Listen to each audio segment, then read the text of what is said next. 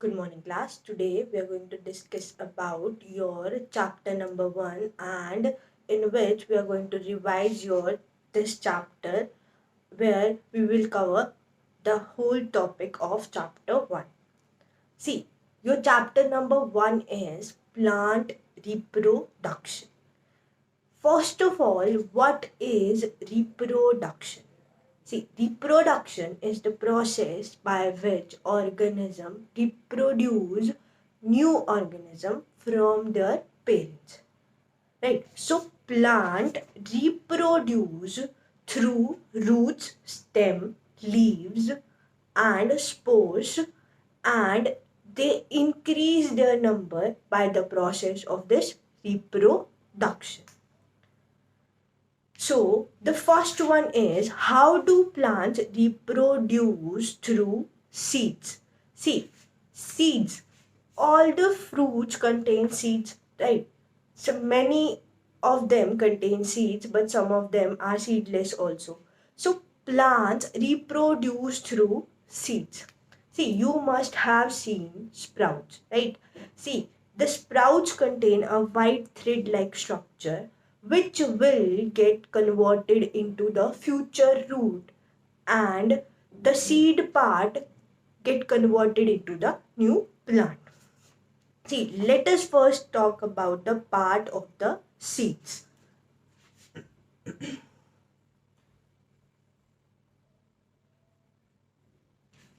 See, this is a seed. You must have seen the bean-shaped rajma in your houses, right?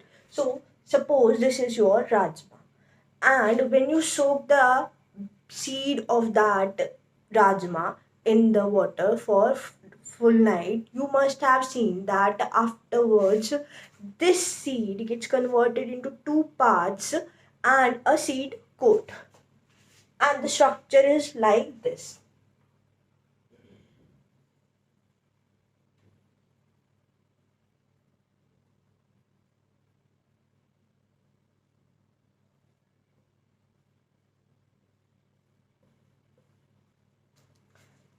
See, these two parts are the cotyledons or the seed leaves which store the food for the baby plant. And see, this one. See, you must have seen a dark colored structure on that seed. See, that is your seed hole through which water or air enters. And at that seed hole, a baby plant grows out. That baby plant is called embryo.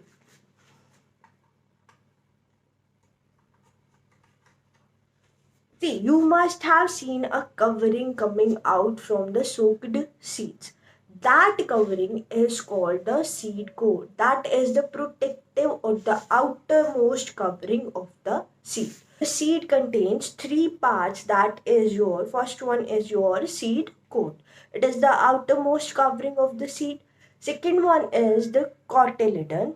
It is the two parts which contain food for the future plant, and these are also called as seed leaves. Next one is your embryo. See, embryo is the future baby plant coming out from the seed. You must have seen that fruit contains a large number of seeds, right? For example, your watermelon. Watermelon contains a large number of seeds, right? So, have you ever wondered that those seeds, all those seeds get converted into new plant?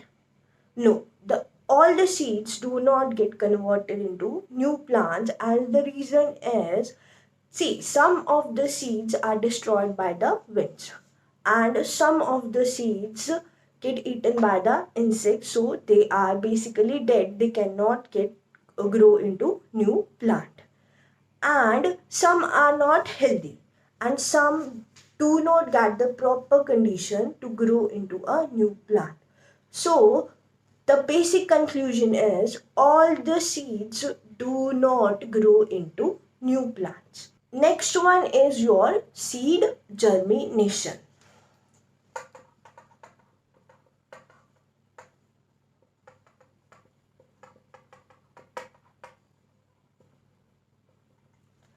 See, it is the process by which the seedling grows into a new plant. For the seed germination, the proper conditions required are air, water, and warmth. We have discussed that plant grows through seed, roots, stem, leaves, and spores. Right? So, next one is your roots. How do plant grow through the roots? For example, your carrot, right? Carrot, radish, turnip. See, if you cut the upper part of the carrot and grow that into soil, you will see that a new plant grows out from that.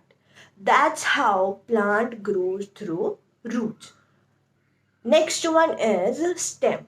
See, you must have seen a potato, right? Potato have some buds on it. See, after 1 or 2 weeks, you will see that some eye-like structure is growing out. A bud-like structure is growing out from the potato. See, that bud grows into the new plant. If you cut that part of the potato and grow it into the soil, you will see that a new plant is growing out from that. Other examples are money plant, rose.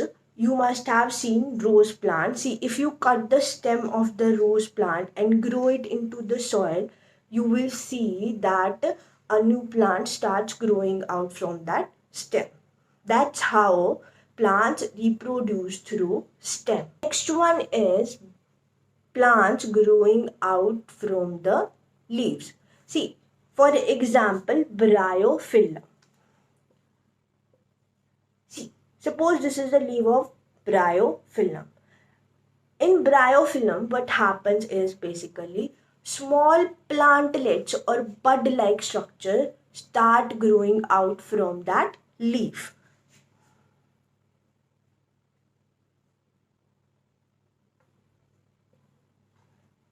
Suppose these are the plantlets or the buds. See, what happens is basically these buds falls on the ground and from these buds plants start growing out.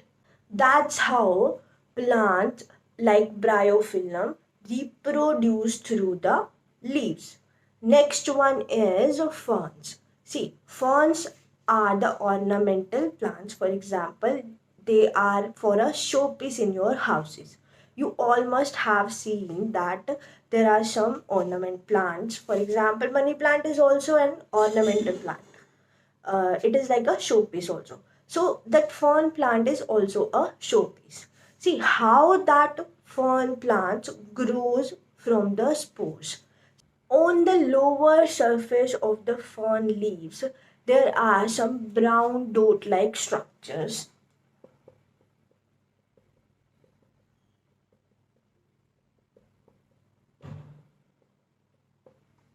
like this. See, spores can be very minute. It cannot be seen through the naked eyes, or they can be large, can be seen through the naked eyes. The spores of the ferns can be seen through the naked eyes. You can see the on the lower surface of the ferns there are brown dot like structures or powdery substance. Those are called spores, from which a new plant grows out. Other examples of plant growing out from the spores are mosses and liverworts. Next one is seed dispersal. See, what is seed dispersal? It is basically the scattering of the seeds from the mother plants at faraway places. This is called seed dispersal. Now, why is seed dispersal important? See, what happens is basically, see, we have discussed about bryophyllum, right? Suppose the buds fall at the same place. All the buds start falling at the same place. Have you ever wondered that all the buds will grow or not? See, all the buds will not grow. And why is that? Because if all the seeds start growing at the same place, what will happen is basically there will be this scarcity of air, water, and nutrients. See, all the seeds require air, water, and nutrients for them to grow, right? But at the same place, many seeds are growing. So there will be a competition between them. So that's why all the seeds cannot grow into a new plant. This is why seed disposal is very important so that seeds can grow and they can get proper air, water, and nutrients for them to grow. Now, what are the different methods of seed disposal? See, first is through wind. How does it happen? For example, in the plants of cotton and dandelions. See, those plants have seeds which are very lightweight and have hair-like structures. And when the wind blows, those seeds float into the air and seed dispersal occurs. Next one is water. The plant of lotus and coconut, the lotus fruit is very spongy, it can float on water. So when the water flows, the lotus fruit floats on that water and get thrown into the different places and it grows there. That's how the seed disposal occurs. The coconut, see, it has a fibrous covering on the outwards. It floats on the water and it can travel to 1,000 kilometers, and when it reaches the shore, it germinates into the new plant. That's how seed disposal occurs through the water. Next one is seed disposal by the animals. See, you must have seen that birds eat the fruits, right? And other animals also eat the fruit. The fruits are very juicy. See, when they eat those fruits, sometimes what happen is they throw the seeds at different places. And also in some plants, the seeds have hooks and spines which get attached to the fur of the animals. And that's how the seed dispersal occurs. Those seeds get attached to the fur of the animals and they throw that seeds at different places. This is how seed dispersal occur by animals. Next one is your seed dispersal by the explosion. For example, in the ladyfinger, peas, and balsam, what happen is the fruit, for example, your peas, the pea or the ladyfinger burst and there is this forced scattering of the seeds. That's how the seed travel at different places by the bursting or by the forced scattering. This is how the seed dispersal occur by the explosion. Next one is your agriculture.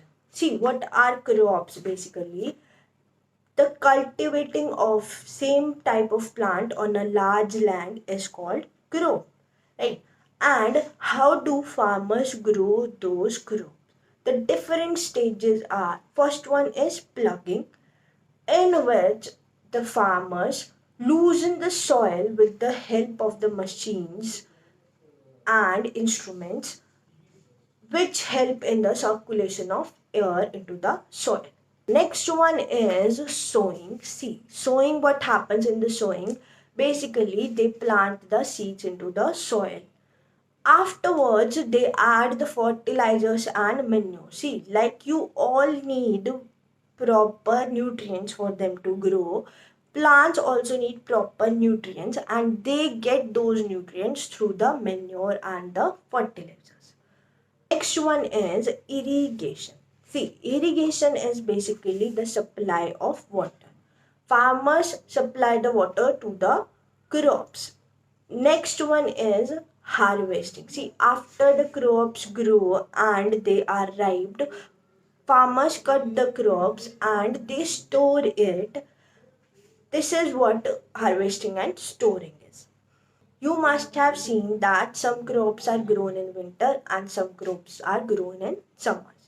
So the crops which are grown in winter are called rabi crops and the crops which are grown into summer are called kharif crop. The crops which are grown in winter, for example, your peas, gram, and mustard, and the crops which are grown in summer are your wheat, barley, maize, rice, right? All these are grown into summer. Next one is your protection of the crops. See, sometimes what happen is that when the crops are ripe, you must have seen that they are destroyed by some pest, by some insects, or some animals start grazing on that. So, how do farmers protect those crops? First one is by placing a scarecrow. See, scarecrow is an object which is formed with the help of the sticks, and it is placed in the middle of the field, which gives the shape of a human. So it is used to scare the birds. Next one is by applying fences. Right? Sometimes farmers build fences around the crop so that animals cannot come into the field. Next one is by spraying insecticides and pesticides. See, insecticides and pesticides are the chemicals by which farmers protect the crops. They spray that insecticides and pesticides on the crops, and which is helpful in killing the pest and insects. Okay, class, we have discussed all the important topics of the chapter 1. This will be all for the revisional class. Thank you for listening.